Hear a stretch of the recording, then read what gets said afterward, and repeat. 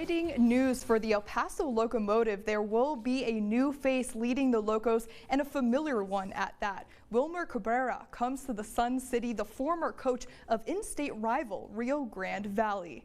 This change comes after the release of Brian Clarhout on Friday following the Locomotive's loss against Memphis, moving the team to a 1-2-8 record, the club's worst start in program history. But with the addition of Cabrera, the team's hoping for a clean slate. The Columbia native becomes the fourth coach in Locomotive history, joining the club with an extensive 19-year background, routinely coaching teams into the postseason. Cabrera arrived in El Paso yesterday, not missing a beat, holding the team's first session earlier this morning. In an interview you'll only see here on KTSM 9, in his short time in being here in the Sun City, things are already looking on the up and up throughout the entire organization.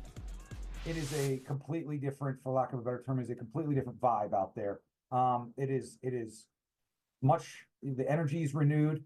It is competitive, and he's the kind of guy, I think we need a little bit of direction, a little bit of discipline, a little bit of, someone that's been around and has seen a lot of different scenarios. And he seems like, we thought he was the right guy for this project right now. And having been at his training session this morning, I believe that he is the right guy. He's well credentialed as a player, and he's well credentialed as a coach. And I think that he demands and commands instant respect from the team, sets some new standards, and reaffirm the belief that these guys not just have in each other.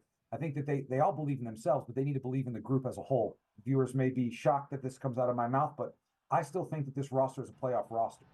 I really firmly believe that. Case studies that prove it. We think that we can turn this around, and we hope it starts Friday in Charleston.